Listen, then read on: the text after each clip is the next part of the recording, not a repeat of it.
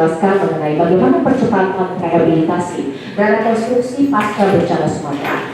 Kepada Menteri Dalam Negeri sekaligus Ketua Satgas Percepatan Rehabilitasi dan Rekonstruksi Pasca Bencana, Jenderal Polisi Purnawirawan Profesor Dr. Agus Muhammad Tito Karnavian MA/PhD, saya silakan. Terima kasih. Bismillahirrahmanirrahim. Assalamualaikum warahmatullahi wabarakatuh. Selamat pagi, salam sejahtera untuk kita semua. Sebelumnya saya mengucapkan minal aidin wal faizin, mohon maaf lahir batin, dan juga selamat merayakan masih dalam suasana Hari Raya Idul Fitri 1447 Hijriah bagi semuanya dan bagi seluruh masyarakat Indonesia di mana berada. Kemudian yang saya hormati Bapak Kepala KSP, Pak Kodari PSI, kemudian Kepala BPB yang juga Ketua Satgas Percepatan Rehabilitasi Rekonstruksi Pasca Bencana Sumatera dan Jenderal Sumaryanto. Kemudian Bapak Ibu sekalian, jadi saya terima kasih diberikan kesempatan oleh Kepala KSP untuk menyampaikan progres perkembangan tentang percepatan dan rekon pasca bencana tersebut. Saya mungkin memulainya dengan gambaran pada saat pasca bencana. Setelah itu apa yang dilaksanakan pemerintah, highlight saja. Meskipun saya tahu semua data, kemudian upaya yang dilakukan pemerintah sudah banyak tercover oleh media. Terakhir harus menyampaikan progres aktif terakhir. Tapi update ini tentu akan lebih mudah dipahami kalau kita melihat bagaimana situasi sebelum kecepatan dilakukan.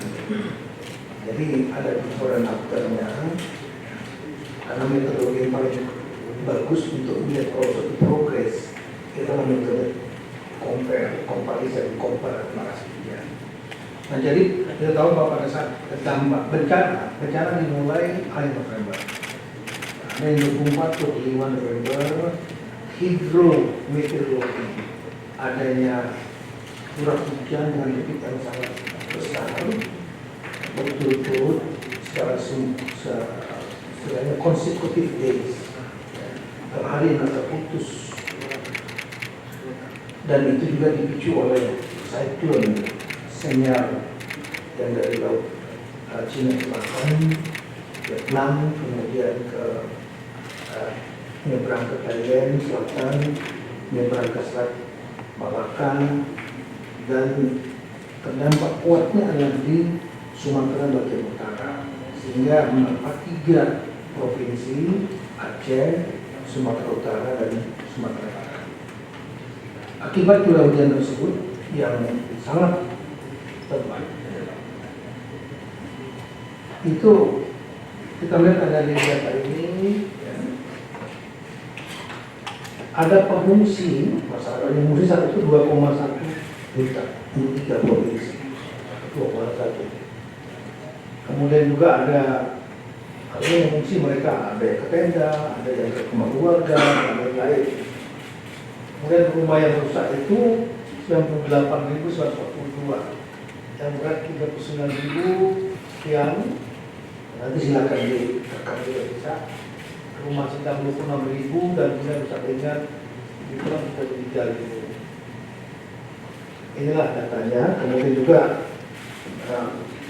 ada 52 kabupaten kota yang terdampak 3 provinsi, ada kecamatan 491, ada desa, kemudian ada fasilitas pendidikan 4.122, kemudian ada kesehatan, update terakhir 1994, ada rumah ibadah 1.503, jembatan yang terdampak ada yang putus, ada yang putus sebagian, rusak 1.193 data PO ya.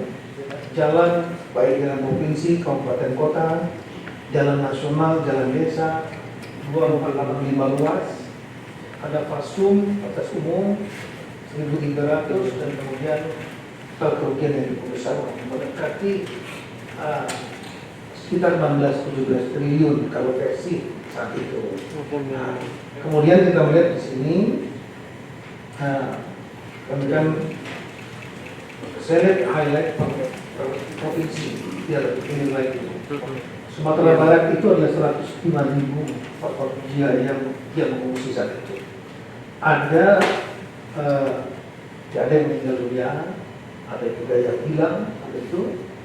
Kemudian rumah yang satu 6.360, detailnya berat 5.007, sedang 14, kemudian ringan 101. Ada juga dari 19 kabupaten kota di Sumbar yang terdampak 16 yang terdampak. Yang ada 19 itu terdampak 16 kabupaten kota.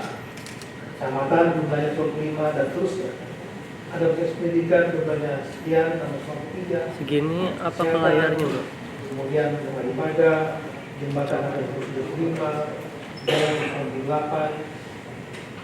Demikian data umumnya.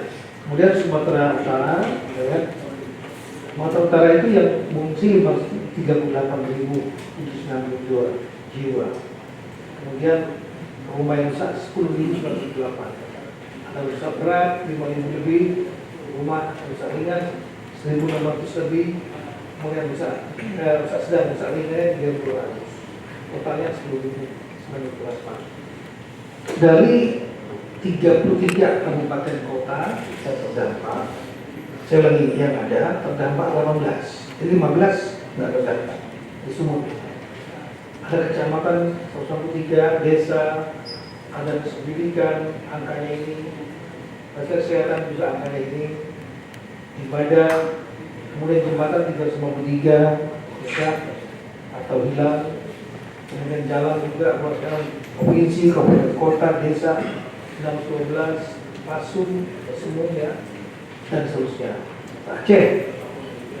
Aceh yang mengungsi 1.463 itu. Dan kemudian rumah yang rusak paling banyak adalah 81.624. Ya.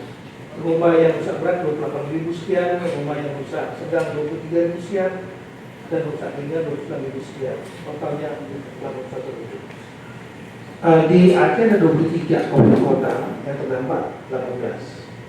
Ada kecamatan yang terdampak 203 dan seterusnya. Desa, Pasdik itu paling banyak 320. Kesehatan, puskesmas, rumah sakit umum daerah, puskesmas pembantu, pustu istilahnya. Kemudian ada proses ibadah, ada masjid, ya, kalau di Sumatera Utara ada gereja juga. Kemudian jembatan yang terdampak cukup banyak, ratusan ya. Jalan terdampak lebih dari 1.600. Pasung juga 648, batas umum ya. Lanjut.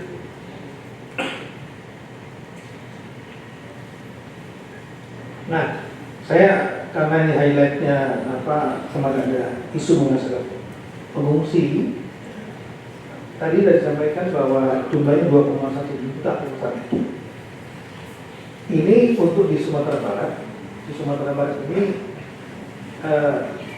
dari pengungsi yang ada saat itu data tanggal 12 ya, 18.630 kakak meliputi 109.040 jiwa. Alhamdulillah saat ini dalam data kita kami sudah meng-cross check melalui para bupati dan juga ke lapangan. Tidak ada lagi indikator pertanggal 24 Maret. Saya memberikan apresiasi yang tinggi kepada seluruh pihak yang telah bekerja, mulai dari BNPB, kemudian Danantara, yang membangun Kementara, Kementerian PU, TNI, Polri, kemudian juga dari Pemda yang bekerja keras, sehingga alternatifnya memang ada 3. Yang pertama adalah para pengungsi. Saya ada beberapa alternatif yang rumahnya rusak ringan dan sedang, itu diberikan biaya ringan 15 juta, sedang 30 juta. Belum tambah lagi ada yang lain nanti kami sampaikan. Uang perabotan 3 juta, bantuan ekonomi 5 juta dari Kemensos.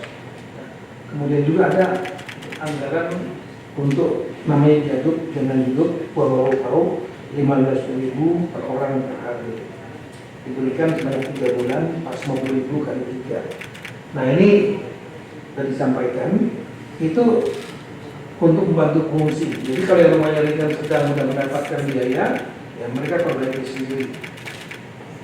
Sedang 30 juta ditambah lagi 3 juta untuk perabotan, ditambah lagi untuk bantuan ekonomi. Nah, akhirnya lebih kurang 3 tambah 5 8 juta, 38 juta, belum uang lauk dan lain-lain. Nah ini ringan dan sedang mereka akan kembali, dia memperbaiki. Ada memang 2 daerah yang belum mengajukan, Tapteng dan Sibolga. Ini kami kejar terus.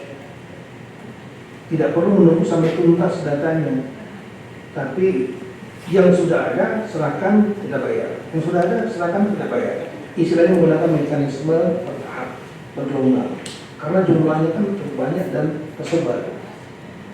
Nah kemudian untuk yang rusak berat, mereka punya beberapa pilihan. Yang pertama adalah disiapkan hunian sementara. Nah hunian sementara ini dikerjakan oleh satu BNPB, yang kedua adalah dari Danantara, penugasan langsung dari Bapak Presiden. Kemudian yang ketiga adalah Menteri PU.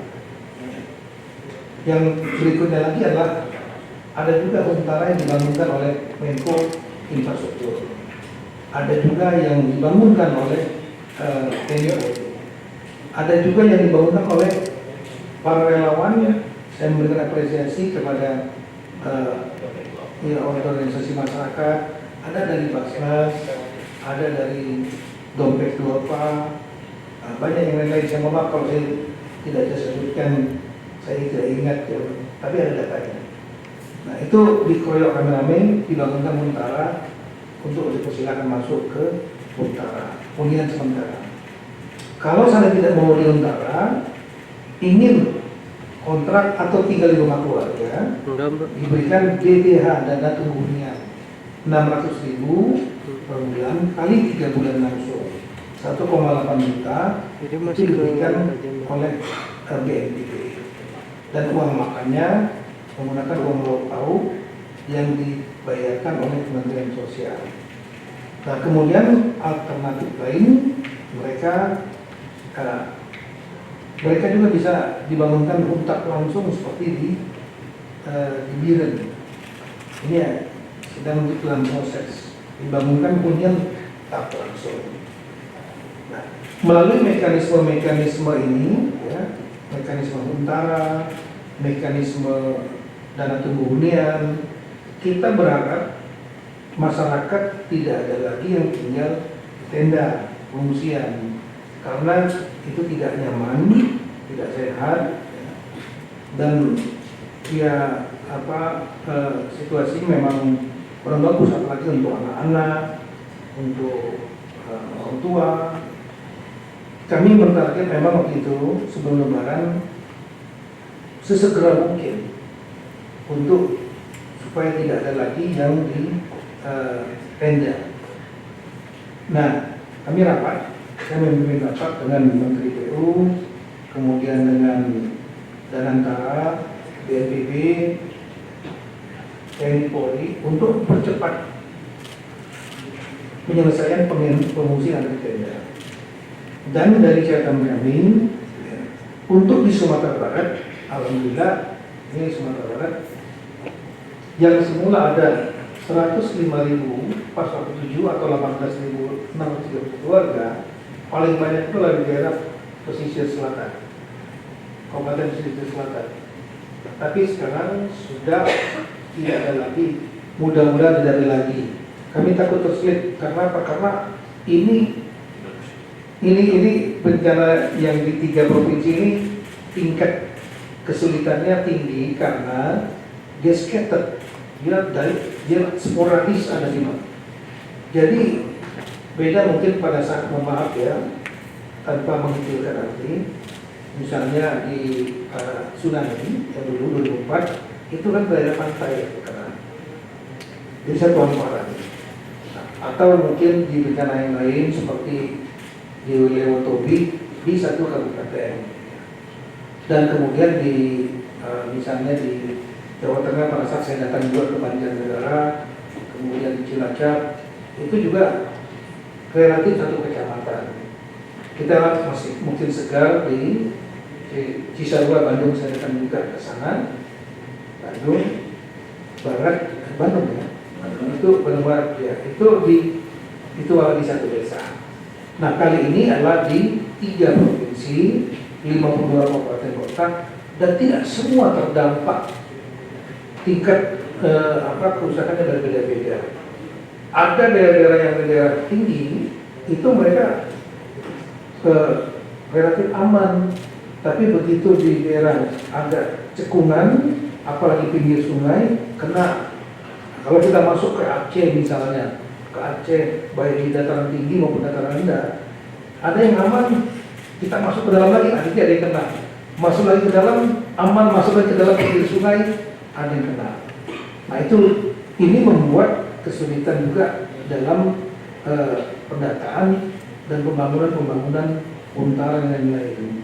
Karena harus paralel dengan perbaikan jalan. Nah, kita melihat bahwa ada 2 pola dampak yang terjadi. Saya membedakannya dengan dataran rendah dan dataran tinggi. Di dataran tinggi itu persoalan yang paling utama adalah longsornya struktur tanah yang bergunung-gunung, dan kemudian mereka itu menciptakan blok pada jalan-jalan yang ada di tepian gunung-gunung itu, dan kemudian ada perbukitan memblok, bahkan bukan hanya memblok, jalannya hilang sekalian, longsor, putus. Dan kemudian yang kedua adalah ada sungai juga di daerah gunungan seperti di Gayo Luas, di Banda Maria, di Aceh Tengah, yang juga itu membawa material dan kemudian terjadi kerusakan rumah-rumah yang di pinggir sungai. Nah, kota-kotanya seperti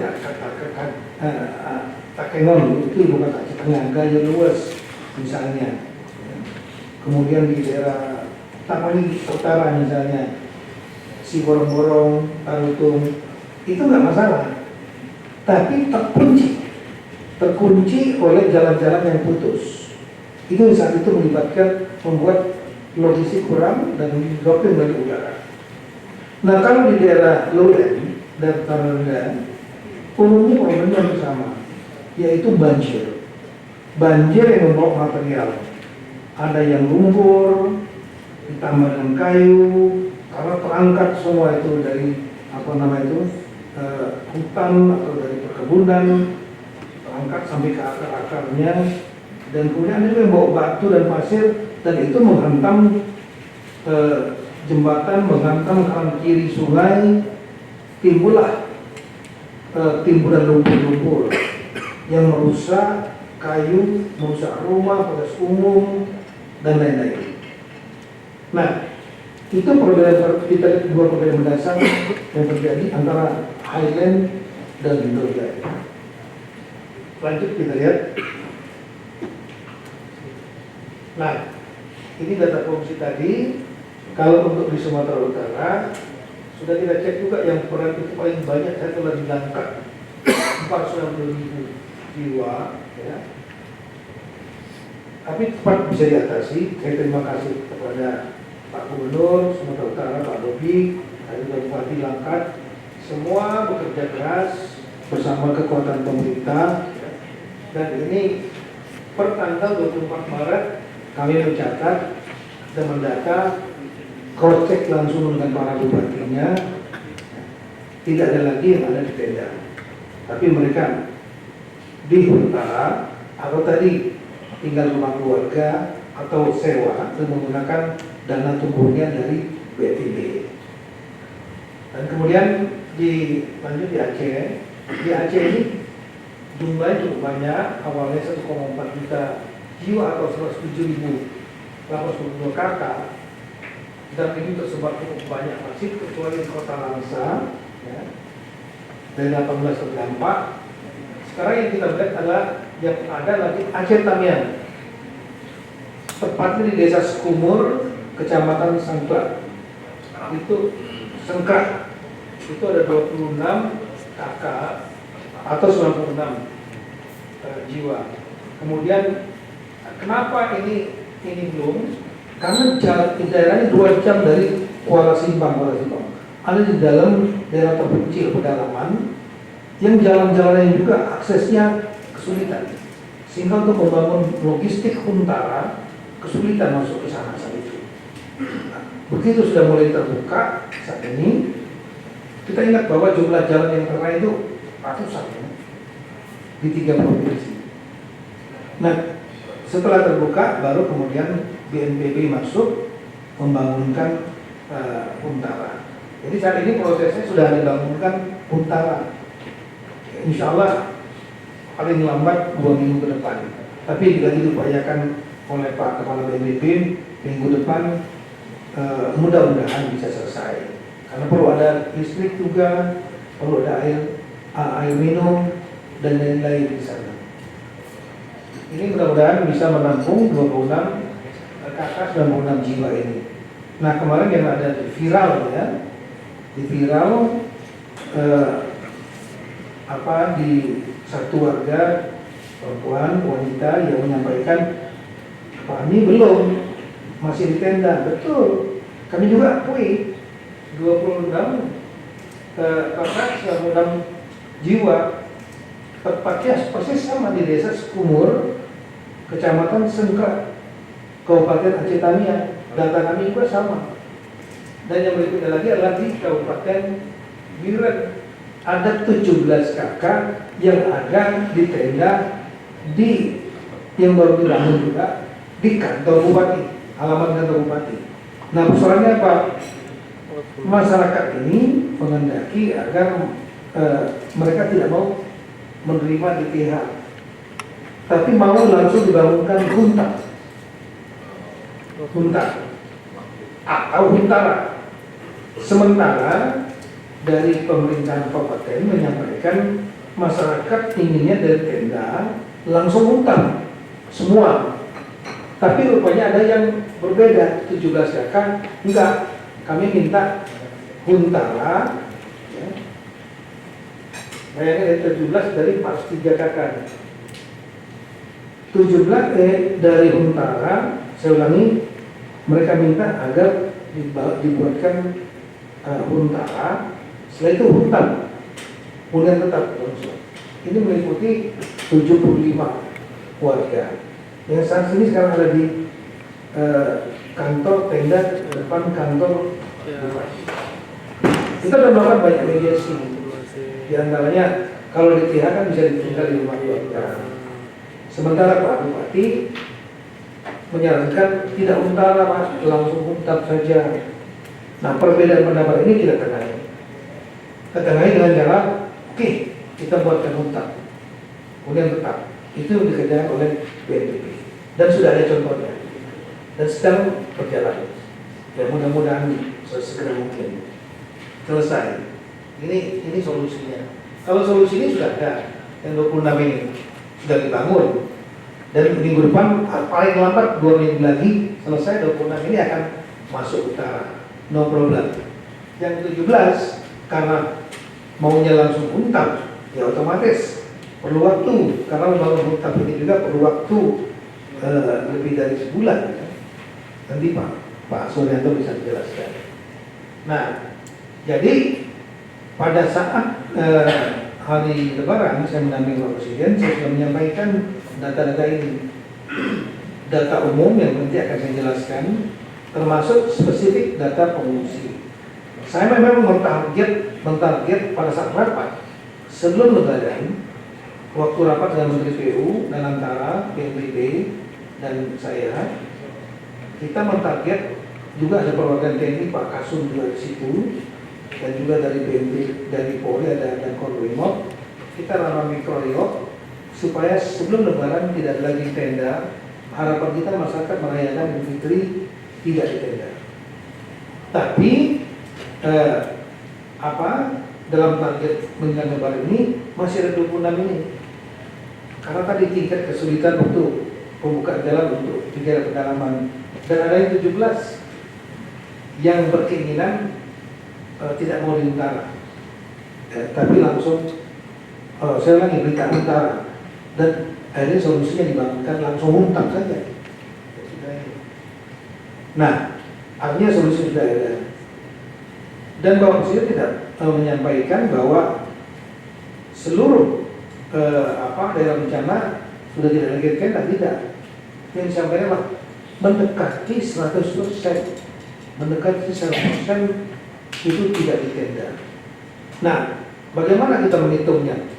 Ya, hitung aja 171 orang sekarang ini dibagi 2,1 juta pada saat 2 Desember data pada pengungsi, ya, itu lebih kurang 0,0008%, sehingga bisa dikatakan 99,99% tidak ada lagi tenda. Makanya ada kata-kata hampir atau mendekati 100%. Itu tidak mengklaim 100%. Saya pun sudah menjelaskan waktu Lebaran kedua, saya menyampaikan lagi penekanan saya lah, hampir mendekati 100% tidak tenda. Kenapa? Karena ada 2 tempat, yaitu Aceh Tamiang yang viral itu. Sebelum viral pun kami sudah menyampaikan bahwa memang ada 26 kakak, 96 jiwa yang ada di Tamiang, ini di desa Sekumur yang ada ibu-ibu dan sudah didatangi oleh tim dari BNPB. Solusinya sudah ada.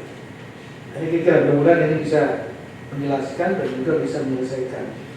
Artinya solusinya sudah ada. Demikian juga yang dibilang. Kalau mungkin ada lagi yang tersulit, kita nggak tahu, karena memang scattered. Saya sudah sampaikan tadi. Ini kalau kita datang, saya berkali-kali datang mungkin ke Aceh, lebih dari 10-12 kali sana, sampai ke pedalaman, naik motor, naik perahu dan lain-lain.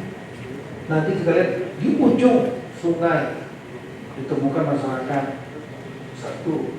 berapa kakak di sana. Ya, ini ada mungkin.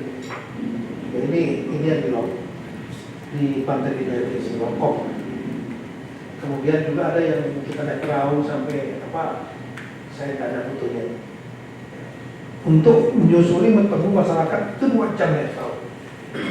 Sering, karena mereka di pinggir sungai. Kalau ya ini, naik perahu, belakangnya 2 jam, belakangnya 2 jam. Nah, itulah tingkat kesulitan yang beda dengan mungkin beberapa bencana lain, ya, yang lebih terpusat. Nah, kemudian Bapak Ibu sekalian, kami berusaha untuk juga memetakan proses. Kita tahu bahwa tanggal 8 baru dikeluarkan kepres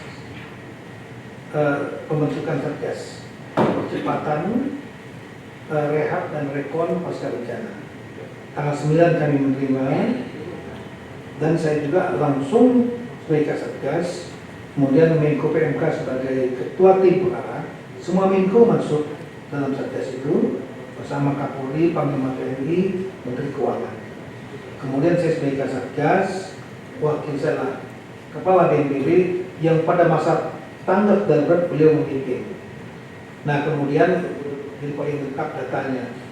Kemudian juga wakil yang lain dari TNI Al-Kasum TNI, Pak Richard Jenderal Richard Tambobolon, dari Polri dan Korubrimob, dan juga dari Danantara, Pak Doni Australia. Nah, kemudian kita langsung melakukan belanja masalah lagi. Rapat-rapat kita lakukan di lapangan. Saya rapat di Aceh satu-satu untuk mendetilkan. Saya rapat Zoom meeting dulu pertama per gelombang, Sumatera Barat dengan Sumatera Barat hampir mungkin setengah hari. Belanja masalah yang masih ada problem detail, dan kemudian setelah itu dengan selesai tutup dengan Provinsi Sumatera Utara, para bupati dan juga Pak Gubernur dan jajaran. Setelah itu belanja masalah. Setelah itu dengan Aceh sama, saya lakukan juga melalui meeting dulu pertama. Setelah itu saya turun ke lapangan. ketemu rapat di Pemda masing-masing, Pemda provinsi. Semua mengkonfirmasi lagi masalah-masalah apa yang masih terjadi di lapangan. Itu di bulan pertengahan Januari, setelah saya mendapatkan surat Kepres tanggal 9 penugasan. Dan keluar kita lakukan detail, dari situlah kita bisa memetakan dan bekerja. Ini saya bawa ke rapat Satgas yang merupakan menteri-menteri, pimpinan lembaga, dan seluruh ketua dan wakil ketua tim pengarah, Bapak Menko PMK dan seluruh Menko, dan bahkan rapat dengan Satgas Lapangan DPR yang dipimpin oleh Wakil Ketua DPR Profesor Dr. Sukmi Dasko. Ini berkali-kali kita lakukan rapat untuk membagi tugas. Nah, dari sejumlah rapat-rapat dan juga cek lapangan kita lakukan, ya, maka saya berusaha membuat variabel pemulihan. Kita tahu bahwa, mohon maaf ada yang kelewat, mobilisasi dari awal yang dilakukan oleh pemerintah itu sudah mobilisasi nasional yang langsung dipimpin oleh Presiden semenjak hari pertama bencana. Beliau sudah menugaskan langsung Kapolri, Panglima TNI, all out deployment pasukan, kemudian baik orang maupun alat-alat semua turun ke sana. BNPB dari awal, Basarnas, kemudian Kementerian PU, Kementerian Kesehatan, semua yang emergensi, semua Pemda juga bergerak. Termasuk saya memberikan penghargaan tinggi kepada non pemerintah juga banyak bergerak, sukarelawan. Nah, totalnya saat itu pernah mencapai peak 92.000 personel dari semua KL. Ini belum termasuk relawan yang non pemerintah. Sekarang 24 Maret seiring dengan sudah mulai menurunnya situasi yang lebih landai, 35.000 sekian personel. Kita juga menugaskan sekolah-sekolah kedinasan, mulai dari PDN, STAN, Poltek, KKP, Sekolah Tinggi Ilmu Statistik, Kemensos, mahasiswa, belum lagi relawan dari kesehatan, Bapak Menkes, ya, semua deployment. Peralatan, pesawat misalnya, helikopter, jumlahnya cukup banyak. Pesawat 7 unit, ada helikopter, kemudian ada dari TNI AD, dari kapal, ini kapalnya Angkatan Laut, dari Polri juga ada pesawat, 5 helikopter, kapal dari Polri, semua digerakkan. Alat berat, jumlahnya ribuan. Aceh 2079 alat berat. Di Aceh, di Sumut, di Sumbar, pembagiannya pada ada per kabupaten semua lengkap. Lanjut. Rapat-rapat sekali lagi dilakukan Pak Presiden berkali-kali. Saya ingat betul beliau turun menjadi pertama. Beliau juga memimpin langsung rapat di poskonya BNPB di Bandara Malikul Saleh di Aceh. Ya. Dan itu beliau terjun ke Aceh Tamiang sini. Saya ingat saya sudah 3 kali beliau. Kemudian ke Tapanuli beliau, kemudian ke Sumatera Barat. Saya juga mendampingi. Di samping itu semua pimpinan lembaga KL juga bergerak dengan tugas fungsi masing-masing. Semua bergerak.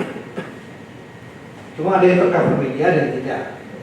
Nah, lanjut, dari hasil semua mobilisasi nasional ini, ya, termasuk Bulog, Menteri Pertanian, Logistik, Dropping Udara, dengan berbagai macam cara, di tengah situasi yang masih banjir, lumpur, jembatan putus, jalan terblok, hilang, dan lain-lain. Nah, kami membuat variabel pemulihan. Yang utama adalah pemerintah. Pemerintah apakah berjalan atau tidak? Saat itu ada satu yang tidak berjalan, yaitu Kabupaten Aceh Tamiang.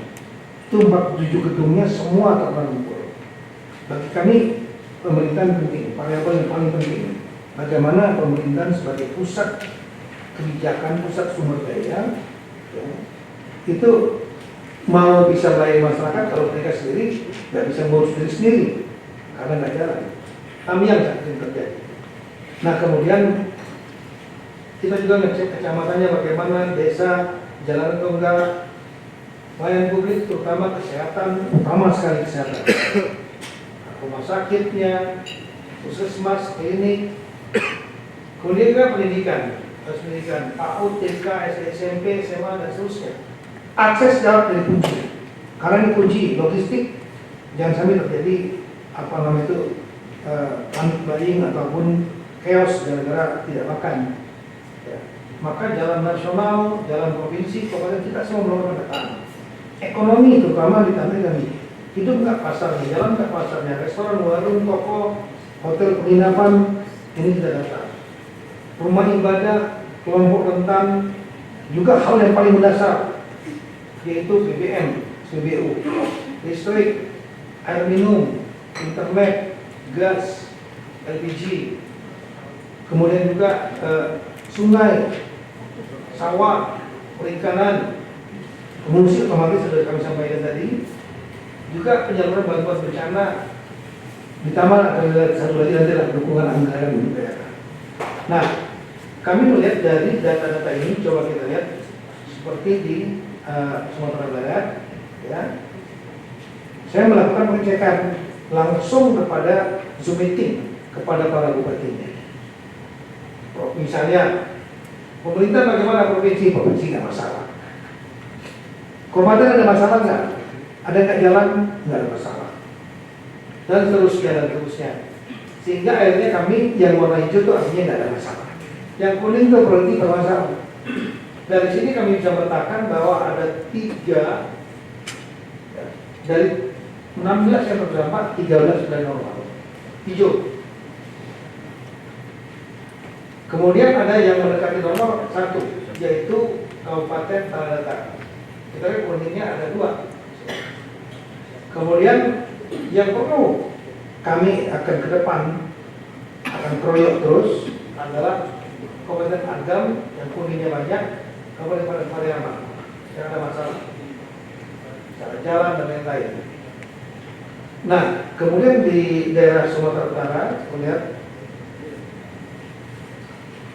ada 33 kabupaten kota, 18 yang terdampak, 15 kami bisa mengklaim normal setelah kami lakukan dialog dan cek lapangan dengan para bupati wali kota, yaitu sebagaimana dalam layar. Tapi ada satu yang perlu mendapat atensi, yaitu Tapanuli Selatan. Ini Selatan. Dalam provinsinya ada masalah. Kemudian ada gas LPG, saya ada masalah. Tapanuli Selatan juga ada sungai Kuntar. Tapanuli Selatan itu utama Sungai Batang Toru, Galoga. Kemudian yang di Tapanuli Utara juga ada beberapa ini yang menjadi masalah, perlu diberesin. Tapi tengah yang paling, menurut saya yang paling berat, yang harus kami konsentrasi betul. Mulai sungai kemarin banjir lagi dari sana. Dan kemudian ada pendidikan, rumah ibadah, sungai, ada beberapa. Nah, kemudian yang di Aceh ini dari 23 kabupaten kota ada 18 yang terdampak. Sekarang saya mengklaim 10 sudah normal.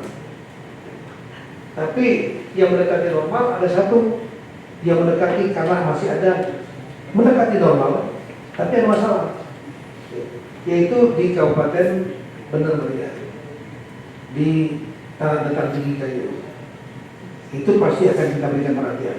Dan kemudian masih ada 7 lagi yang perlu perhatian khusus, artinya fokus kekuatan akan di situ, yaitu mulai dari Aceh Anyam untuk dataran rendah, Aceh Timur, Aceh Utara, Pidi Jaya, dan Biren. Rata-rata persoalannya adalah lumpur, kemudian fasilitas pendidikan, kemudian juga jalan, terutama jalan kabupaten, jalan desa, dan lain-lain. Sungai juga masalah. Pidi Jaya kan kemarin banjir lagi, sama dengan Klaten. Itu di desa Blangcut masalah di Pidi Jaya. Kalau di Klaten itu di Kecamatan Tukar. sama persoalannya sungai. Nanti Pak Menteri PU akan membuat sabodam di sana. Ini perlu waktu. Sabodam yang itu akan berterak-terak ya, sehingga dia akan berkurang air dari situ. Nah kemudian yang berikutnya lagi adalah dataran tinggi. Saya atensi itu nanti Aceh Tengah dengan gaya luas. Di samping benar melihat tadi. Nah itulah kira-kira peta yang ada ya per 20 Maret 2026 dari data pengecekan kami baik melalui Zoom meeting. Tertahu kami punya posko. Poskonya ada Pak Wahyu, ada wakilnya Pak Rudi di situ, ya dari TNI, dari Dalanta ada person in charge dari semua KL yang rapat minimal 2 kali seminggu, apa yang dikerjakan KL, dan juga Zoom meeting dengan para sekda, PBBD, ya, dinas sosial untuk mengupdate lagi program-program apa lagi yang masih terjadi di daerah masing-masing. Nah kemudian coba lihat lanjutnya. Nah inilah kira-kira kalau semula periode 10 Januari, saya ulangi lagi, Satgas ini dibentuk, Kepresnya tanggal 8 tanggal 9 dibagikan, kita bekerja mulai tanggal 9. Nah per tanggal 10 Januari petanya masih di wilayah misalnya Sumatera Barat yang kuning banyak sekali, tapi semua dikeroyok. Saya nggak mengklaim ini kerja saya Kasatgas tidak, tapi ini dikeroyok oleh semua kementerian lembaga yang tergabung dalam Satgas. Saya apresiasi yang tinggi pada TNI Polri, BNPB terutama yang bekerja sangat keras dari awal, Basarnas, kemudian PU, kesehatan, dan lain-lain nanti ada datanya. Sehingga ini pertanyaan berubah menjadi seperti ini per 20 Maret. Tadi kuningnya udah jauh banyak berubah. Dan kemudian di Sumatera Utara, kemudian Sumatera Utara kita lihat pertanyaan yang kuningnya seperti ini. Sekarang kuningnya konsentrasi di sini persoalannya di 3 tempat tadi. Dan kemudian di Aceh paling banyak Aceh. Kita akui bahwa Aceh mohon maaf terdampak paling berat di sana. Nah, sekarang sudah pertanyaan yang seperti ini di 8 kabupaten kota yang kita harus tindak terus. Nah, lanjut, kalau kita mau menggunakan data kuantitatif daerah, Sumatera Utara itu terdapat 19 kabupaten, Sumatera Barat 19 kabupaten kota, yang terdapat 16, normal sudah 13, 13%. Ada satu yang mendekati normal tadi, tanah datar. Kemudian yang di perlu atensi ada 2, Agam dan Pariaman 13%. Provinsi Sumatera Utara ada 33, 15 tidak terdampak, 18 terdampak. Nah dari 18 ini 15 sudah kembali normal, 83%. Ada satu yang mendekati normal yaitu Tapuri Selatan. Kami masih perlu bekerja keras di Tapuri Tengah dan Tapuri Utara. Sedangkan di Aceh dari 23 kabupaten kota yang ada, 18 terdampak, 10 sudah kembali normal. Ada satu yang kami berikan atensi, ya, belum tuntas, yaitu Benang Korea. Tapi ada 7 yang kami akan olah di situ, yaitu di Aceh Tamiang Timur, Aceh Utara, Pidijaya, Biren, kemudian Aceh Tengah dan Gaya Luas. Sehingga kalau di total lebih kurang dari 75 kabupaten kota di 3 provinsi, jumlah yang terdampak 52 kabupaten kota, 38 sudah kembali normal. 3 ini mendekati normal dan 11 yang kita akan fokus untuk menyelesaikan berbagai persoalan yang ada di situ.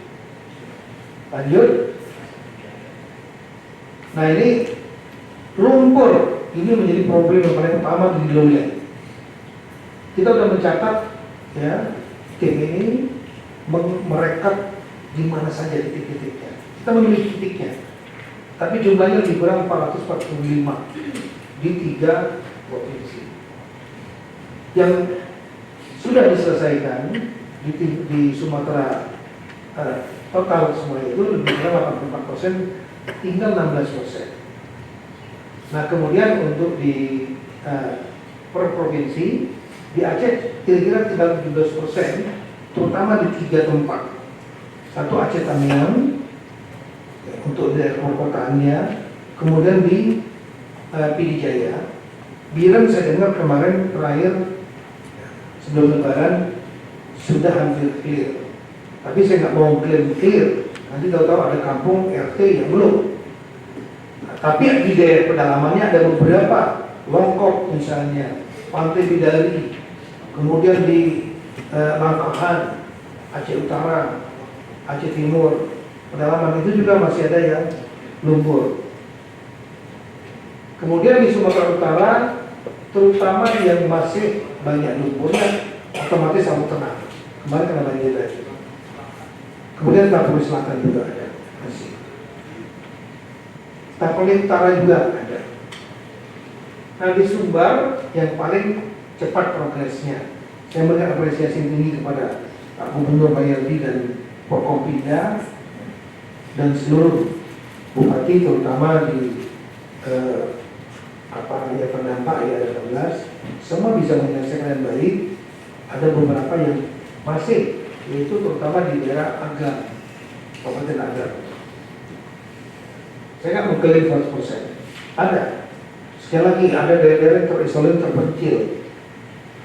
Nah, inilah kira-kira progres pengungsian lumpur yang saya jujur saya nyatakan belum selesai, tapi terus kita kerjakan.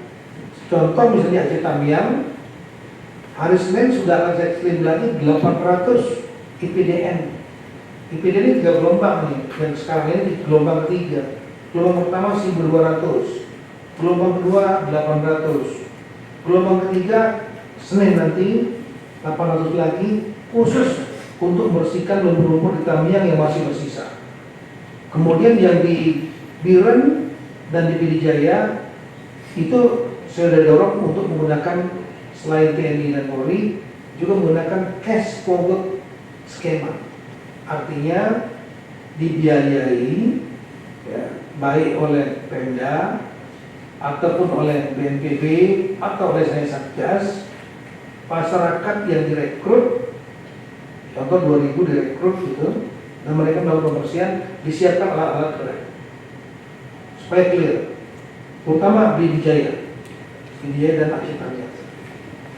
Nah kemudian rekan-rekan saya sungai ini yang paling berat, dan ini perlu waktu lama.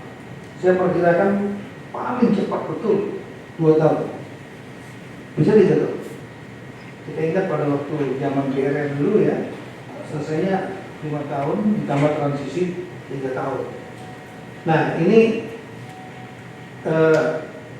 sungai yang ada 79 yang kerjaan pusat, daerah bagian 43, 38 sudah dikerjakan, 16 sudah dikerjakan tangani, masih ada yang belum. Jadi kalau kita lihat memang prosentasenya relatif masih agak rendah. Kenapa? Jumlah sungainya banyak sekali, 79 tambah 34, 43. Setelah itu ada yang luas sekali seperti Tamiang, Sungai Merdu, wah itu luas sekali. Dan kemudian panjangnya ada yang puluhan kilometer. Nah ini isinya sedimen. Ini kalau nggak dikelirkan, ada hujan, dia akan banjir ke sebelahnya. Ini perlu waktu, takes time.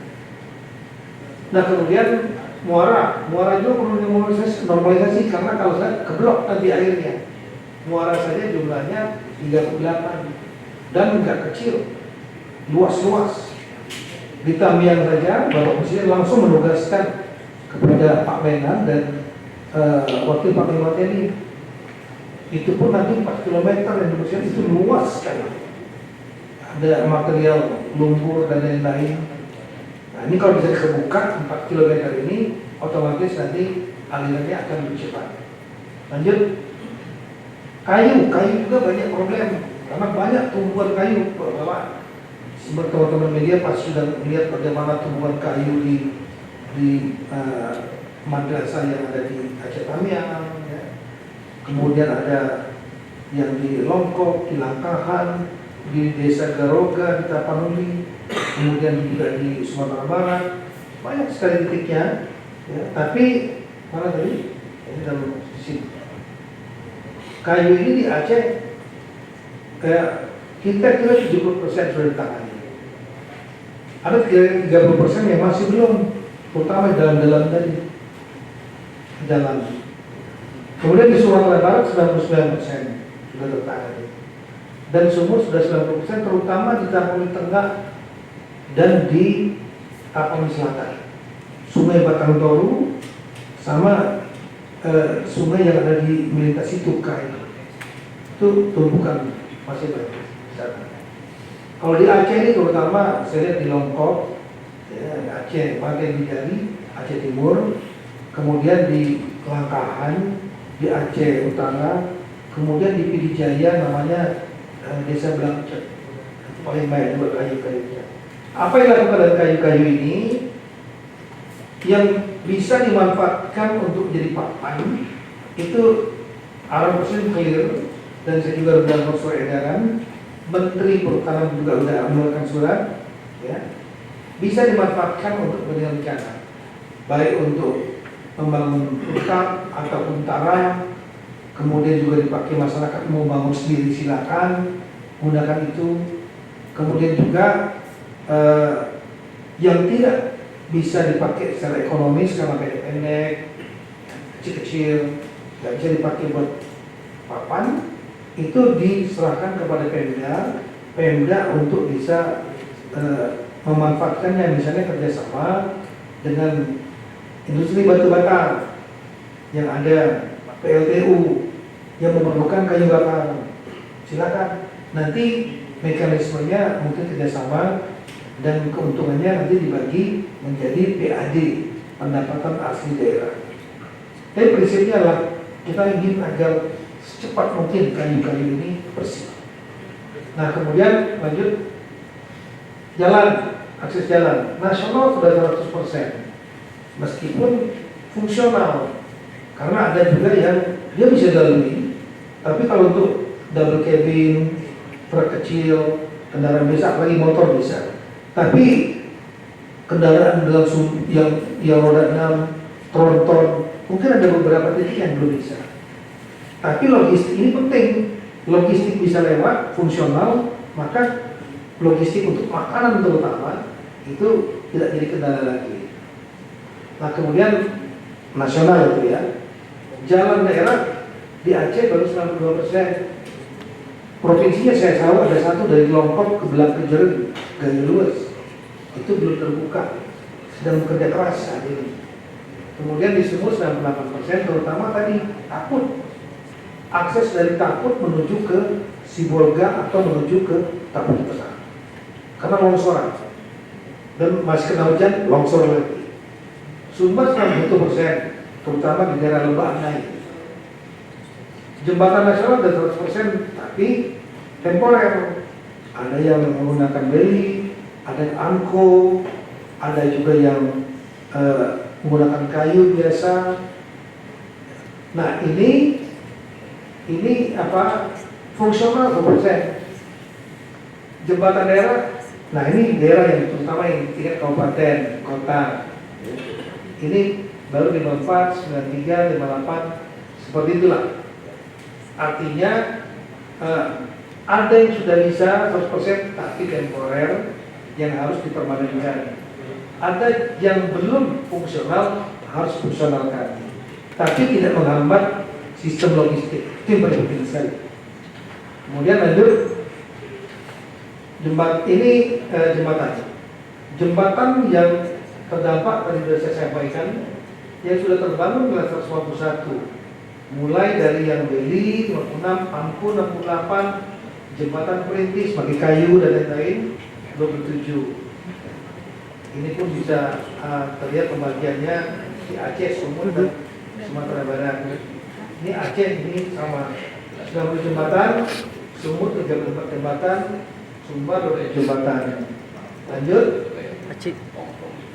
Ini akses darat ini juga dibangun oleh selain oleh TNI, Juga ada juga dibangun oleh Polri. Saya memberikan apresiasi kepada teman-teman Polri yang sudah membangun rencana membangun 41 sudah selesai 35 jembatan.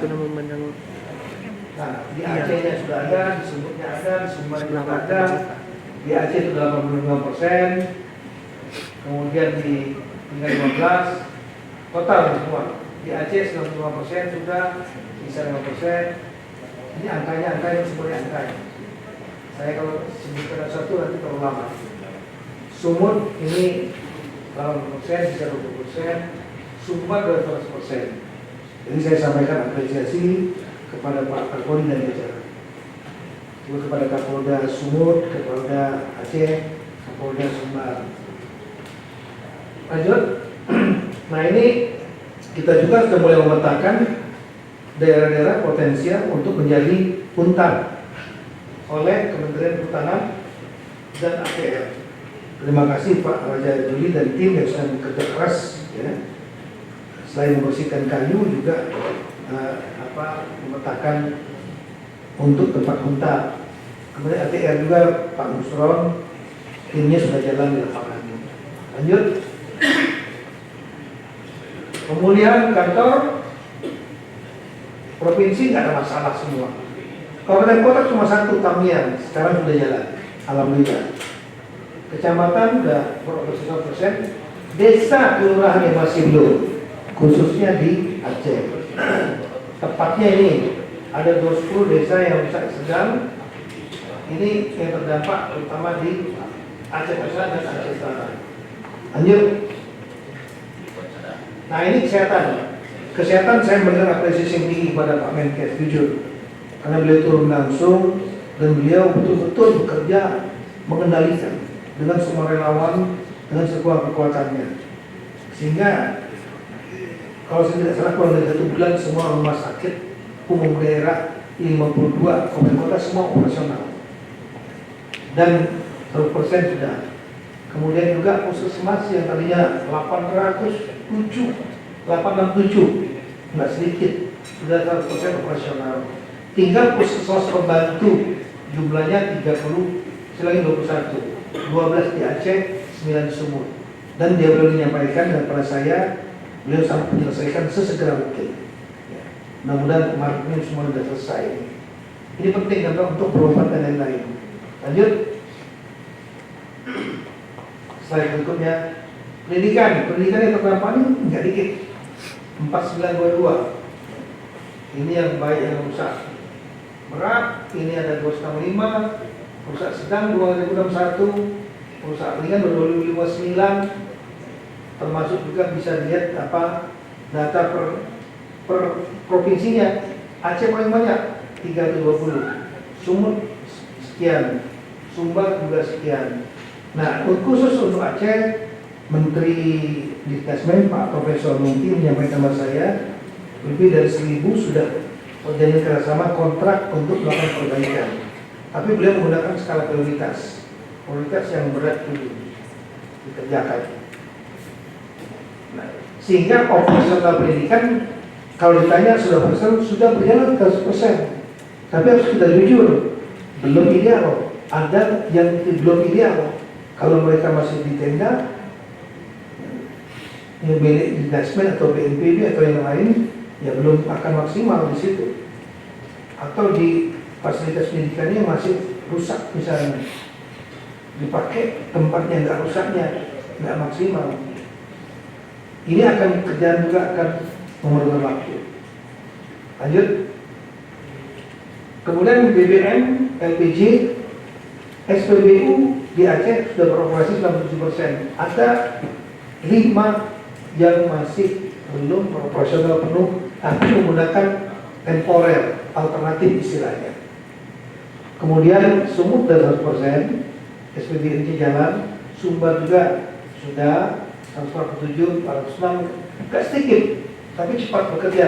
Saya terima kasih banyak kepada Menteri SDM dan Antara Pertamina ya, pertama. SPBI juga sudah 100%, agen LPG juga 100%. Ini good news, bagus ini. Ini hal-hal yang dasar diperlukan. Sekali lagi terima kasih banyak kepada Pertamina dan antara Menteri SDM.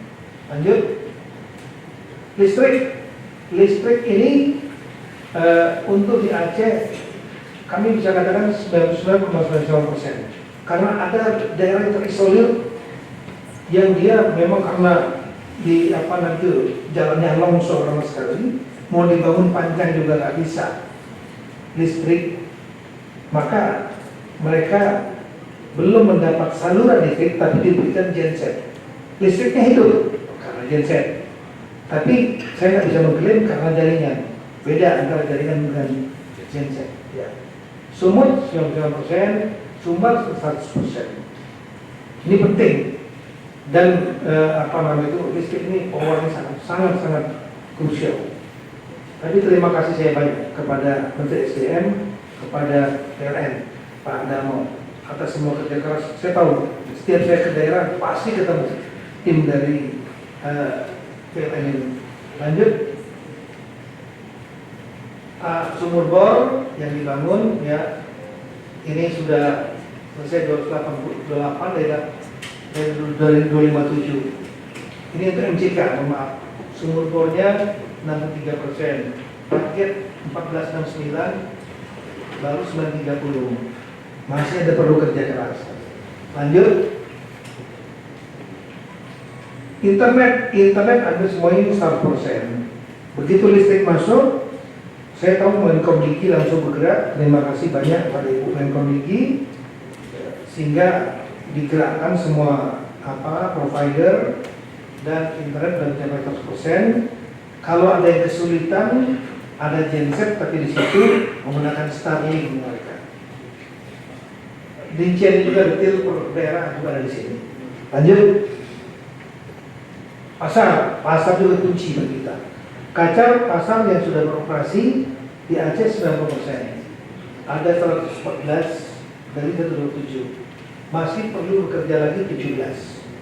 Ini sedang dikerjakan oleh Menteri Perdagangan. Kemudian Sumut sudah 98%, dari 57, 56, tinggal 1. Ini juga lagi dikerjakan Menteri Perdagangan. Sumbar dari 26 terdampak, semua sudah beres 100%. Ini pasar penting karena ini ekonomi milik juga. Lanjut, saya nggak menjelaskan per detail angka per provinsi kabupaten karena nanti terlalu lama. Tapi kalau mau minta detail ya kita berikan datanya. Nah ini warung toko yang UMKM ini penting juga karena indikator ekonomi. Ekonomi harus jalan. Karena tahu bahwa pertumbuhan ekonomi di daerah terdampak ini menurun semua. Dan kemudian inflasi kemarin relatif meningkat, tapi sekarang sudah membaik. Aceh itu ada 94,4% UMKM-nya. Ini yang dikerjakan dari Menteri UMKM dikeroyok. Menteri UMKM, Menteri Perdagangan, Menteri Ekonomi Kreatif kerja. Baik yang dibiayai bank maupun yang tidak dibiayai bank. 94 sumber yang paling baik. Terima kasih. Lanjut, sektor pertanian menjadi tanggung jawab dari Departemen Pertanian, terutama sawit, hutan lumpur, perkebunan seperti di daerah Gayo, kopi dan lain-lain. Tim dia sudah bekerja. Launching di Aceh Utara dilakukan untuk ada 2 mekanisme nanti. Apakah menggunakan optimalisasi lahan kalau seandainya sawah itu masih bisa ditanam. Kalau nggak bisa ditanam lagi, seperti di tapeng isinya batu, maka menggunakan mekanisme cetak sawah, anggarannya lebih besar. Ini akan digenjot, beliau menyampaikan sedang tahap pendataan, digenjot pasca lebaran ini. Demikian juga dengan pertambakan. Tambak juga ada yang terdampak, udang misalnya, ikan, bandeng dan lain-lain, terutama di daerah Aceh, bagian pesisir. Sudah didata oleh Menteri KKP, Pak Tenggono sudah ketemu Menteri KKP. Pasca lebaran dia akan genjot. Nanti akan kita ikut. Lanjut, cadangan pangan relatif bagus. Jadi untuk masyarakat Aceh, Sumatera Barat, Sumatera Utara, untuk cadangan beras nggak usah khawatir karena cadangannya di gudang-gudang relatif cukup. apalagi stok kita kan 4 juta nasional, jadi cukup. Kemudian kami juga meminta menambahkan minyak goreng. Memang yang kemarin yang naik itu, saya lihat tiap minggu membeli rapat inflasi, itu komoditas yang perlu diwaspadai adalah telur ayam ras dan daging ayam ras, sama cabai. Tapi cabai bukan makanan pokok. Tapi yang bagusnya beras terkendali, jagung terkendali. Ini hasil rapat yang terakhir nih, waktu Maret ya. Telur ayam ras, daging ayam ras, ini dua ini kunci.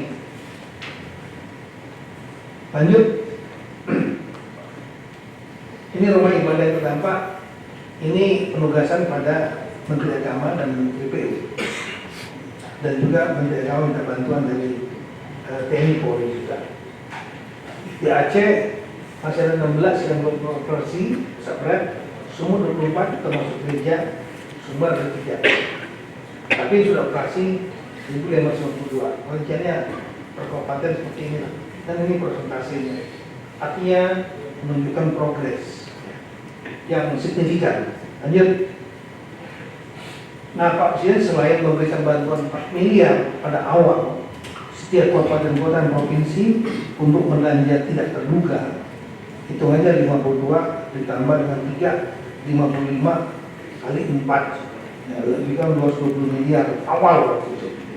Ditambah lagi untuk Aceh itu ada sapi megang tradisi sehari sebelum Ramadan, sehari sebelum Lebaran, sehari sebelum Lebaran, itu jumlahnya 72 miliar 70 juta untuk 19 kabupaten kota.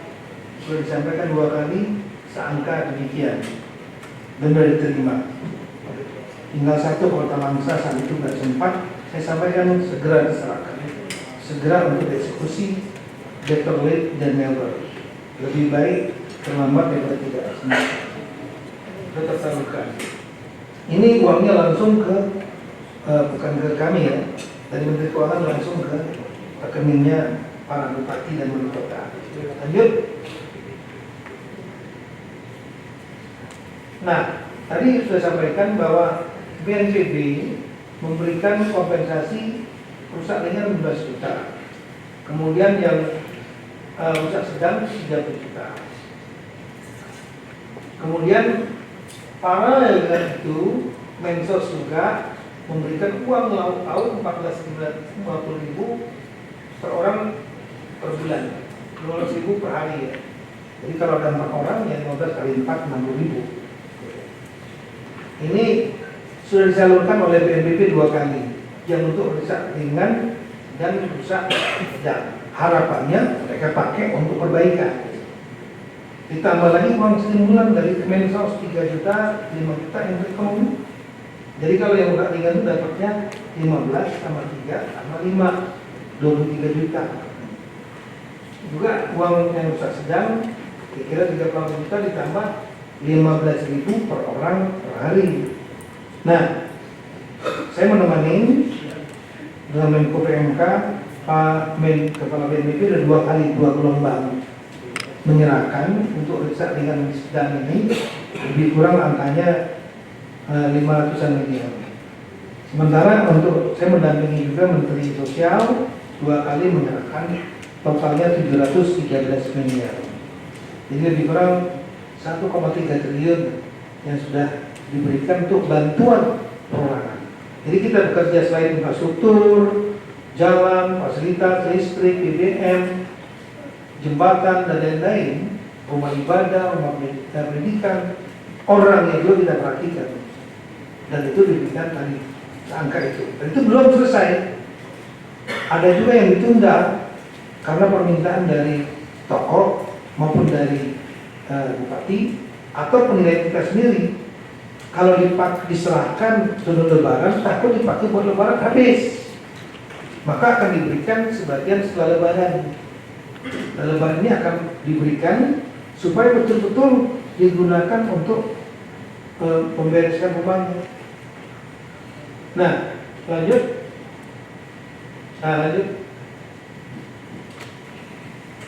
Nah, total rumah yang rusak itulah 75.065 ini BPS melakukan validasi. Jadi semua dari bottom up dari pemerintah daerah datanya. Setelah itu nanti divalidasi oleh BPS ke lapangan. Ketemulah angka 75.065. Ringan 33.000, sedang 16.000, berat 20.000. Ada yang belum bisa dikonfirmasi karena tidak menyebutkan kategori kerusakannya. Kita kembalikan untuk diperbaiki. Kalau ada yang belum terjaring dari angka ini, jelas dia harusnya dapat, tidak dapat, bisa mengajukan lagi oleh para bupati wali kota. Lanjut. Nah, inilah progres dalam bantuan rusak ringan yang disampaikan oleh BNPB. Untuk di Aceh itu baru kena 7%, Sumut 29%, Sumbar 42%. Tapeng sama Sibolga belum menyerahkan data. Ini tolong Pak Wali Kota Sibolga dengan Bupati Tapeng serahkan data rusak ringan sedang berat masyarakat yang mau kita bantu by name by address. Rincian data kabupaten kotanya saya nggak sebutkan, tapi inilah kira-kira sumber bisa di copy juga. Lanjut. Yang rusak sedang ini yang sudah tersalurkan 62% untuk Aceh, Sumut 60%, Sumbar 80%. Kalau ada yang belum terjaring oleh bupati, wali kota dan masyarakat, ada yang merasa berhak tapi kemudian belum mendapatkan dan pasti kita akan klarifikasi. Itu bisa mengajukan. Dan itu pun datanya itu bukan yang tanda tangan bupati, tanda tangan Kajari, tanda tangan Kapolres, tanda tangan Dandim, 4 unsur. Setelah itu turun lagi BPS untuk mengecek data yang diterimain ke lapangan mereka, lihat betul layak nggak, karena uang negara nggak boleh salah. Nah kemudian inilah penyaluran yang sudah ada dari BNPB. Lanjut. Nah yang ini dari Kemensos, saya 2 kali dampingi beliau. Untuk Aceh sekian banyak, Sumatera Utara sekian banyak, Sumatera Barat sekian banyak.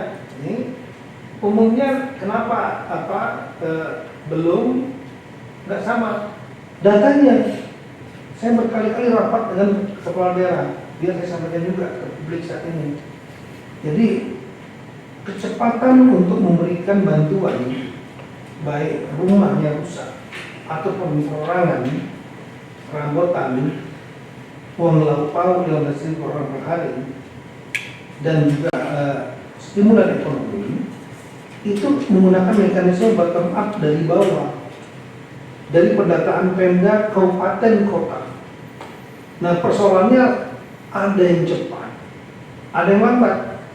Yang cepat kita berikan duluan untuk memancing juga bagi yang lain yang lambat. Yang lambat memberikan data, kami bagaimana bisa mengeksekusi, memberikan bantuan kalau seandainya datanya tidak ada. Itu persoalannya. Sehingga terlihat beda angka-angka ini. Karena ada yang cepat dan yang lambat. Nah jadi bagi rekan-rekan bupati wali kota yang merasa belum mendapatkan, tolonglah segera sampaikan datanya supaya bisa diklarifikasi dan ditandatangani oleh Kapolres, ditandatangani oleh Kajari dan kemudian diserahkan ke kita. Kemudian setelah itu kita akan minta BPS cek lapangan. Jangan sampai salah, jangan sampai double. Dan lain-lain. Kami menemukan ada yang 11 double di Aceh Tamiang. Nah kemudian ini data penyaluran yang intinya adalah uang perabotan dan uang stimulan ekonomi. Saya sudah dampingi 2 kali, lebih kurang 713 miliar yang sudah diberikan kepada masyarakat di 3 provinsi. Lanjut. Ini ekonomi sudah tadi. Lanjut. Nah ini adalah Untara. Untara itu yang dibangun oleh BNPB. Yang kedua dibangun oleh Danantara Perintah Presiden. Kemudian Menteri PU juga. Di samping itu juga ada yang dari kementerian lain, seperti misalnya Kemenko Infrastruktur Pak Aye, ada yang membangun di Aceh Tamiang, ada juga yang dibangunkan oleh TNI, ada juga yang dibangunkan oleh Polri, ada yang dibangunkan oleh non pemerintah, Basnas, Dompet Duapan, dan lain-lain. Saya mohon maaf kalau saya nggak bisa sebutkan. Rumah zakat, ya ada. Ada lagi kita bisa, ada dedikasi foundation, ada dari Mercy, ada Indonesia Relief Box, semuanya ada. Dan kita ucapkan terima kasih. Inilah kegotong royongan kekuatan nasional kita, tidak hanya pemerintah. Tentara. Dan jumlahnya sekarang juga ada di sini adalah 17.501 untuk di Aceh. Kemudian di Sumut 18.050 dan di Sumatera Barat jumlahnya 830. Kemudian lanjut dana tumbuhnya. Jadi kalau nggak mau tinggal di utara, boleh tinggal di rumah keluarga atau sewa atau ngekos dan lain-lain. 600.000 kali 3 bulan saya itu 1,8 diberikan. Itulah penyalurannya sesuai dengan usulan Pemda. BNPB menyalurkan 100%, yaitu sebanyak 14.021. Rinciannya untuk Aceh, Sumut, Sumbar semua ada di sini. Lanjut, Huntap. Nah, Huntap ini rencana pembangunan Huntap untuk di Aceh 27.000 persumbat, Sumut 5.819, Sumbar 3.750. Sedang dibangun progres Aceh 388, Sumut 524, Sumbar total 1.359. Yang sudah selesai dibangun itu di Aceh Utara.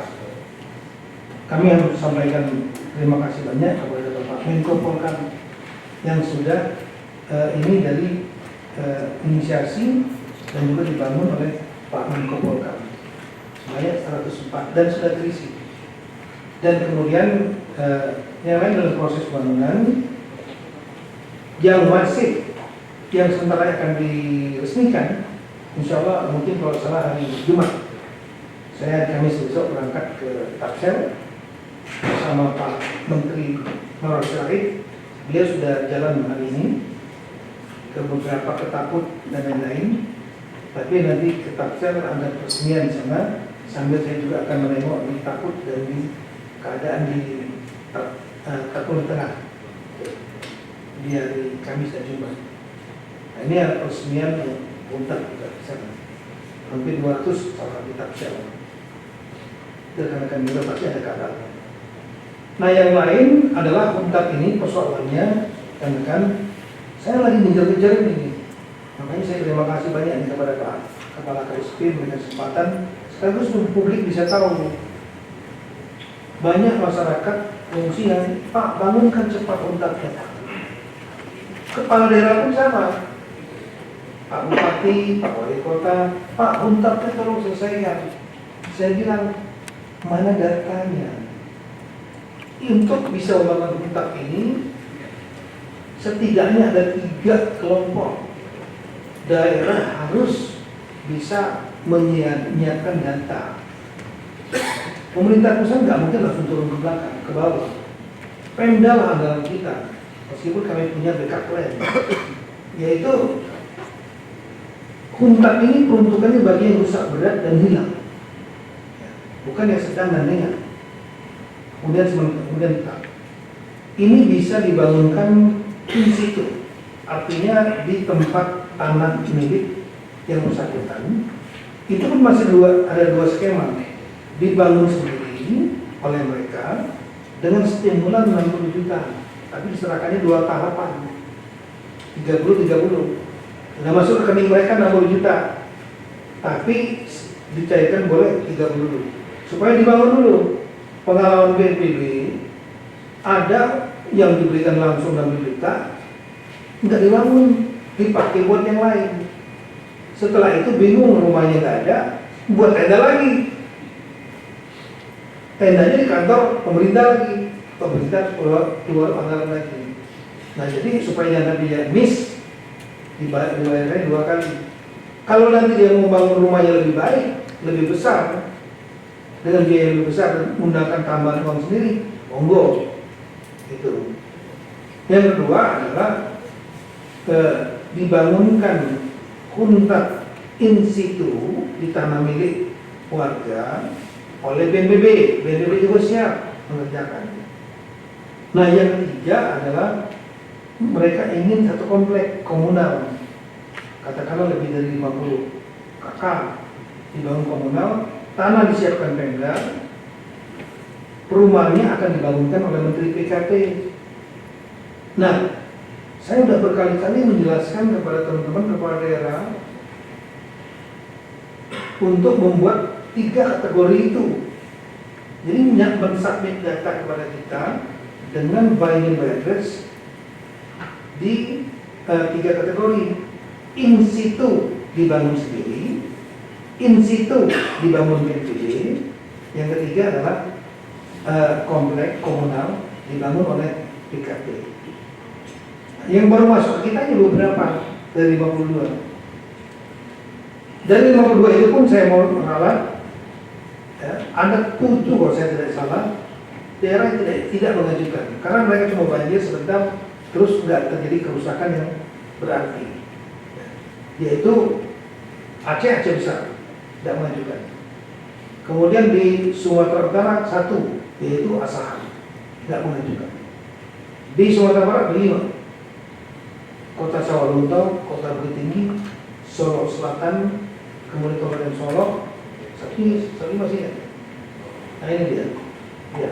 Ini Aceh besar tidak mengajukan, kemudian Asahan tidak mengajukan, kemudian yang Mentawai, Solo Selatan, kemudian Bukit Tinggi, Payakumbuh, termasuk Kota Solo membatalkan SK. Artinya, oke, terima kasih banyak kalau bisa sudah tidak ada masalah. Tinggal 52 kurang 7, 45 yang saya kejar-kejar datanya saat ini. Yang baru masuk hanya beberapa yang masuk.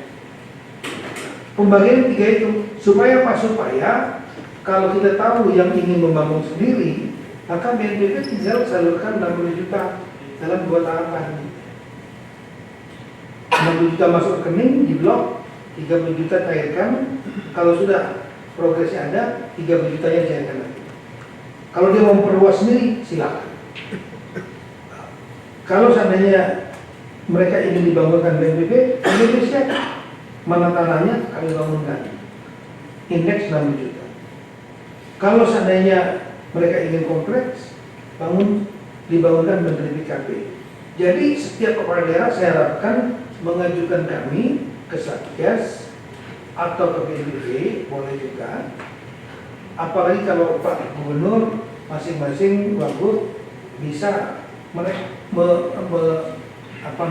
menginventarisir semua kabupaten kota wilayahnya ini dengan membagi 3 kelompok tadi per kabupaten, maka akan clear. Ini makin cepat datanya, BPS akan tidak untuk turun. Cek, jangan salah, dan kemudian oke, segera BNPB eksekusi, Menteri PKP eksekusi. Kalau ada lagi pihak yang mau membantu, seperti misalnya Bapak Menko Polkam 104, kemudian Polri juga 150 di Tamiang, ada lagi mau bantu, tentu sangat terbuka. Masyarakat siapapun juga yang ingin mendapatkan pahala, ya ini waktunya membantu masyarakat sedang dalam keadaan kesulitan. Kita sangat terbuka untuk itu, gotong royong. Itulah masalah-masalah yang kita hadapi. Masih ada lagi? Kendalanya. Lanjut. Saat ini saya juga menyampaikan kepada Bapak Presiden bahwa ini karakteristik dari bencana ini agak khas. Kenapa? Karena dia scattered, sporadis, yang ada di tempat-tempat yang tidak satu hamparan. Jadi kalau kita masuk ke Aceh Timur, ke mana Aceh Utara, Tamiang, ada tempat tidak ada masalah, Bukit Tinggi tidak masalah, pinggir sungai habis. itu jauh di dalam, seperti yang kemarin viral itu desa Sekumur, kecamatan Sengkak itu, Ambiang itu 2 jam di melewati perkebunan. Saya juga sudah masuk ke daerah itu, benar, ada jalannya ketutup, jembatannya putus dan lain. Nah, jadi pendataan juga nggak gampang. Oleh karena itu, karena ini terjadinya di banyak wilayah, bukan satu kabupaten, apalagi satu kecamatan, maka upaya untuk memulihkan ini jangan hanya pemerintah pusat, tapi melibatkan juga pemerintah daerah yang ringan-ringan ke daerah-daerah. Nah, untuk bisa bekerja daerah ini, maka perlu ditambah anggaran mereka. PKD, Pak Presiden menyetujui, bahkan nanyakan, saya bertanya Bapak, apakah ini nanti akan diberikan kepada yang terdampak saja atau satu provinsi diberikan semua? Beliau menyampaikan berapa bedanya, 8 triliun dan 10 triliun. Semua kita beliau 10 triliun, 10,6 triliun. Jadi provinsi Aceh yang 23 kabupaten kota yang terdampak 18, 5-nya lagi nggak terdampak, semua juga diberikan. Sumatera Utara yang 33, 18 terdampak, 15 enggak, 15 juga diberikan juga. Sumatera Barat 19, 16 terdampak, 3 tidak, 3 juga diberikan, semua diberikan. Dan ini sekali lagi karena beliau menganggap bencana provinsi, bukan bencana nasional, bencana provinsi, sehingga satu provinsi diberikan. Angkanya 10,6. Dan saya rapat berkali-kali dengan Kasatgas dari DPR, dengan Profesor Sumidas Korman, dengan Menteri Keuangan, dan alhamdulillah sudah disetujui juga, artinya sudah dilaksanakan dalam 3 tahapan, Februari, Maret, dan April. Tambahan-tambahan ini akan diberikan. Dan Kementerian Keuangan sudah merinci detail. Nah, coba lihat rinciannya. Sumatera Utara, Aceh. Aceh ini akan yang ada tambahan lain. Provinsi Aceh 824 miliar, Aceh Barat 68. Anda yang nggak mendapatkan tambahan karena di tahun 2006 transfer keuangan dari Menteri Keuangan sudah melebihi 25, sehingga nggak ditambahkan lagi dia. Nah, yang ini yang 2026-nya lebih rendah, 25 dikembalikan 25 akan bertambah. Seperti misalnya kota Banda Aceh, kota Lok Sumawai tambah 124 miliar. Dan seterusnya, ini yang kota Banda Aceh tambah 172 miliar dan seterusnya. Tapi ada yang enggak. Nah, yang enggak ini ya sayangnya mereka yang terdampak ini. Contoh misalnya Aceh Besar nggak terdampak, fine, nggak masalah. Aceh Tengah terdampak, tapi nggak ada pertambahan.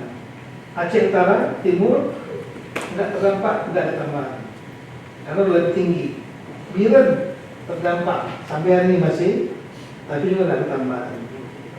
PD nggak terdampak, signifikan, nggak ada masalah. Kemudian Simeyu nggak ada masalah. Yang ini benar-benar terdampak di Gadir, di Dataran Gayo nggak ada tambahan. PD Jaya terdampak, nggak ada tambahan. Di 7 Aceh Tamiang terdampak berat. Aceh Tamiang berat 36 miliar. Nah, di berikutnya di Sumut, coba lihat. Sumut ini alokasinya mendapatkan lebih kurang 6 triliun lebih.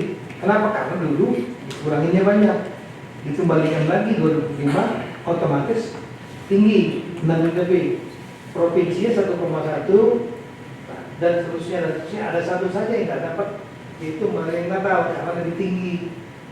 Sambuat sama Tapan Utara ini lebih tinggi, sehingga tidak ditambahkan.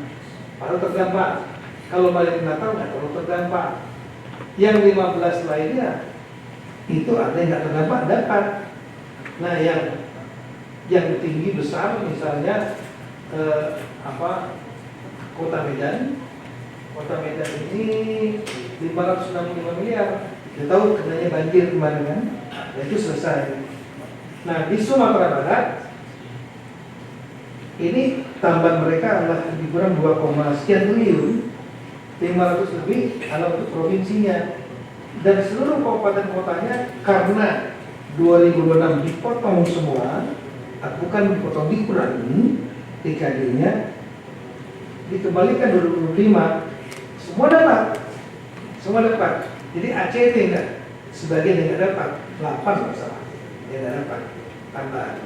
Oleh karena itulah saya kemudian ini uang digunakan harus untuk kepentingan penanganan bencana. Kalau enggak kena bencana, persiapan untuk bencana atau memperbaiki fasilitas yang rentan terdampak bencana. Saya surat edaran sudah saya keluarkan. Dan itu nanti dimasukkan dalam anggaran BTT, belanja dan terduga, dan kemudian setelah itu dialokasikan dalam APBD. Cukup dengan pemberitahuan kepada pimpinan DPRD tanpa persetujuan, karena kalau nggak deadlock kadang-kadang tarik menarik kemudian. Ini kalau tujuannya adalah itu, penanganan bencana secepat mungkin.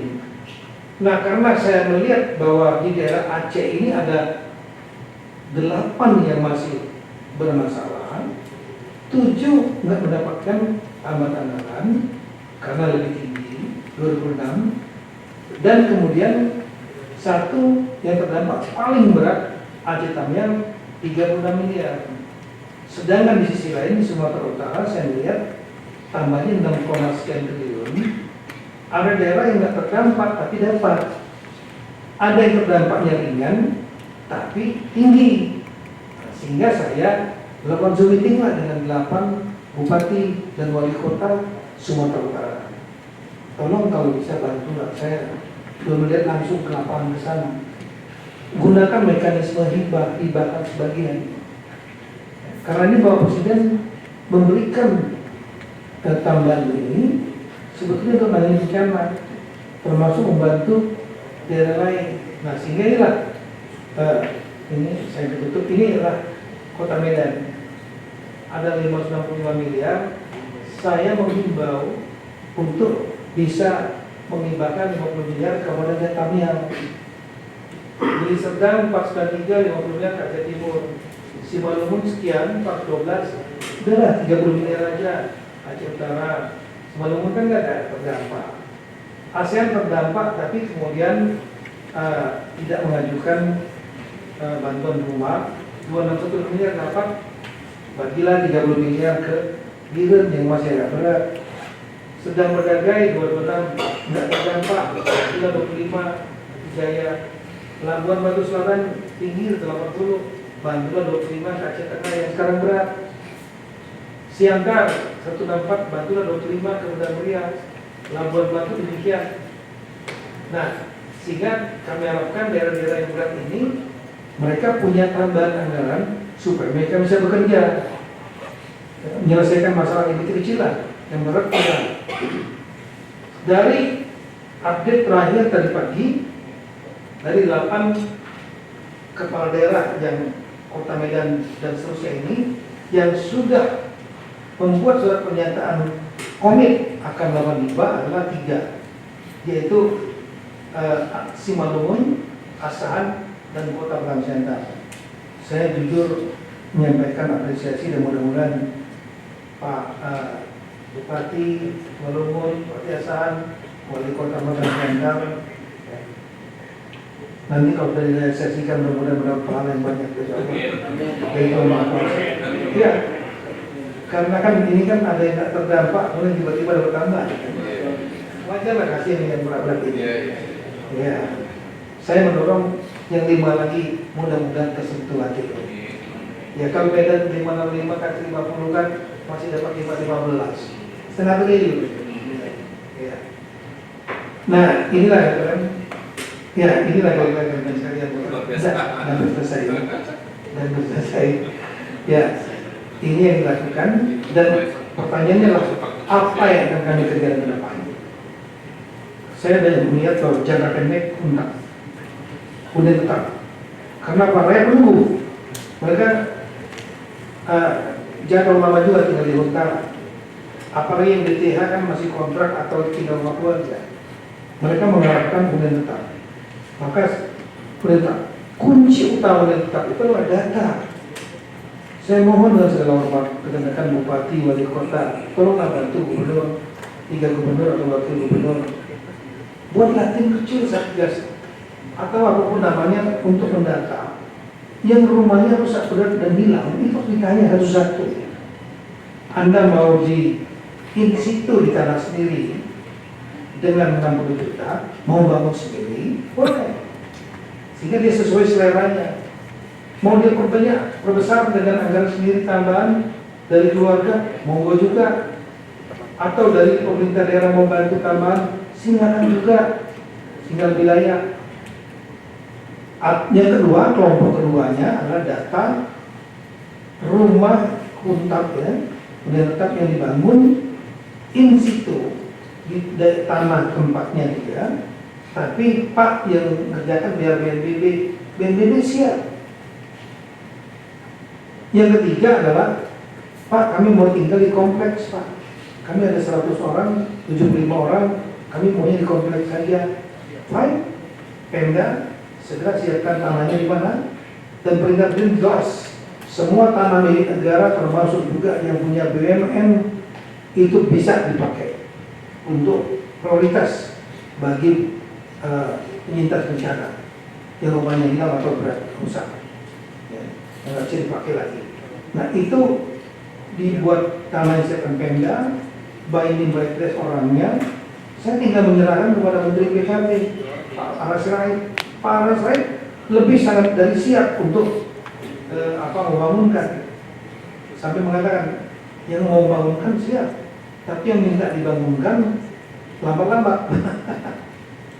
Nah ini jadi sekali lagi kesempatan ini bagi saya sangat baik dan juga bisa biar jelas juga di publik kenapa huntapnya agak berjalan lambat ya datanya.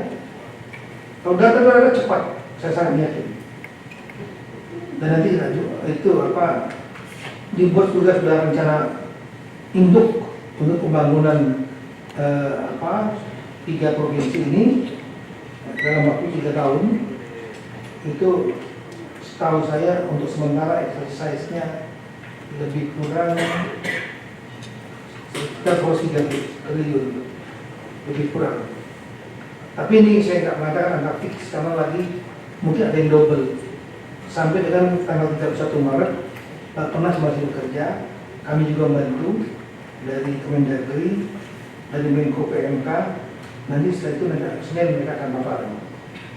Nanti kita akan melihat, jangan sampai ada yang double.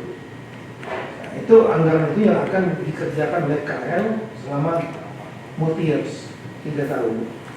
Huntap kunci yang paling utama, prioritas. Kedua adalah mempermanenkan, saya ulangi, proses pendidikan yang harus segera diselesaikan. Kemudian fasilitas kesehatan saya yakin sudah turun 529 miliar. Kementerian Kesehatan kemarin saja belum turun saja beliau sudah menyelesaikan di RSUD, sudah bisa menyelesaikan puskesmas, apalagi tinggal 20-an puskesmas pembantu desa. Anggaran turun, beliau bisa menyempurnakan lagi. Nah kemudian tadi madrasah pondok pesantren yang menjadi atensi kita itu nanti Pak Menteri Agama dan mungkin gandeng PU dan gandeng PMI mungkin, atau dari kontraktor silakan saja.